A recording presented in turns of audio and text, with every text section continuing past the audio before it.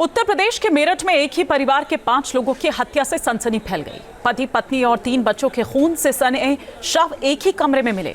हत्या की वारदात रूह कांपाने वाली है। पत्थर काटने वाली मशीन से 5 के गले रेते गए थे, जबकि सिर पर भारी चोट के निशान भी मिले। वारदात को किसने और क्यों अंजाम दिया, पुलिस इसकी तफ्तीश में जुटी हुई है।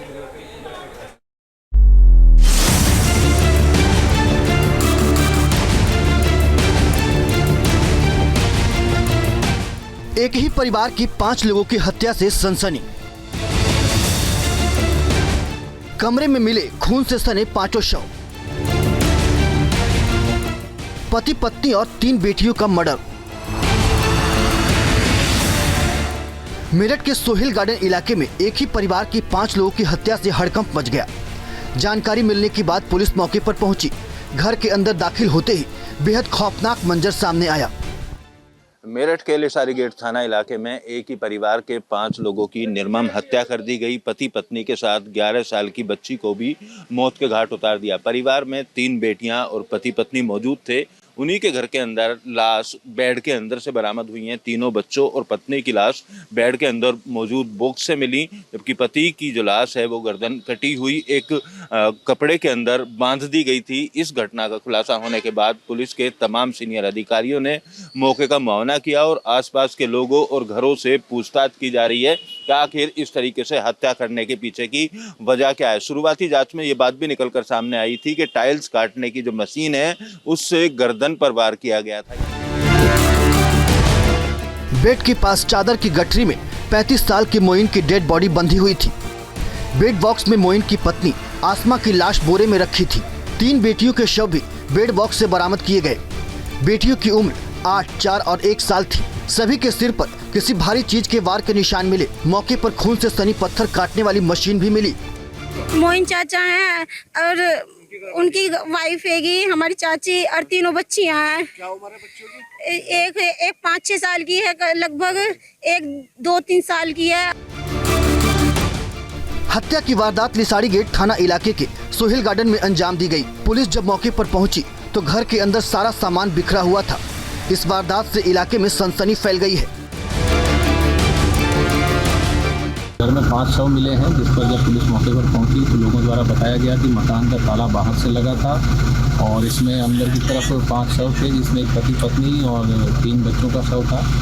इनको किसी भारी चीज से सर पे चोट मारी गई है।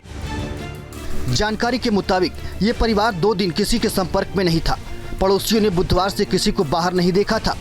मोइन के भाई और रिश्तेदार उसे फोन कर रहे थे, लेकिन संपर्क नहीं हो पा रहा था।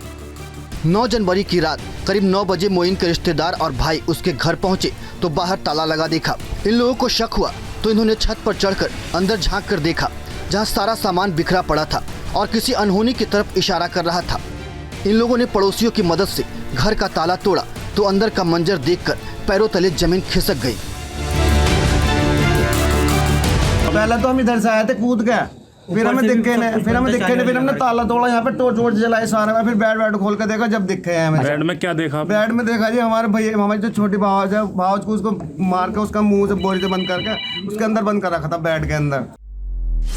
5 लोगों की हत्या कब, किसने और क्यों की, पुलिस इसका पता लगाने में जुट गई है। इसके लिए आसपास के सीसीटीवी फुटेज की भी मदद ली जा रही है। पुलिस इस मामले में हर एंगल से जांच कर रही है। शुरुआती तफ्तीश में इस बात का अंदेशा है कि वारदात तो किसी जानने वाले ने ही अंजाम दिया है, लेकिन इसकी वजह क्या हो सकती है ये फिलहाल साफ नहीं है। फिलहाल जो परिस्थितियां हैं और जिस प्रकार घर के बाहर ताला लगा था, इससे प्रतीत होता है कि इसमें जो घटना है वो रंजिश के तहत की गई है और कोई इनके परिचित द्वारा की गई है, तो इसमें पुलिस जांच कर रही है। मोइन राजमिस्त्री का काम करता था। रिश्तेदारों के मुताबिक मोइन ने आसमा से तीसरा निकाह किया था, जबकि आसमा का भी दूसरा निकाह था। बताया जा रहा है कि करीब 1.5 महीने पहले ही मोइन उत्तराखंड के रुड़की से परिवार के साथ मेरठ रहने आया था। अब तक की जांच में यह भी पता चला है कि मोइन का एक भाई हत्या के आरोप में जेल में बंद है। ये भी कहा जा रहा है कि मोइन ने अपने भाई को 4 लाख रुपए उधार दिए थे, लेकिन बार बार मांगने पर भी वो वापस नहीं मिले।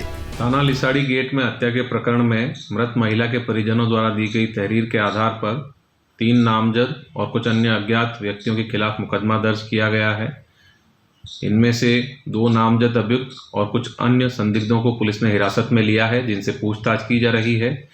एक नामजद अभियुक्त अभी फरार है, जिसकी गिरफ्तारी के लिए टीमें लगाई गई हैं। इन सबके साक्ष्य संकलन करते हुए शीघ्र ही इस पूरे प्रकरण का अनावरण किया जाएगा।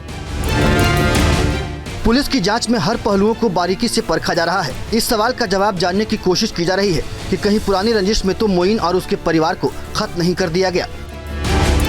Team news nation.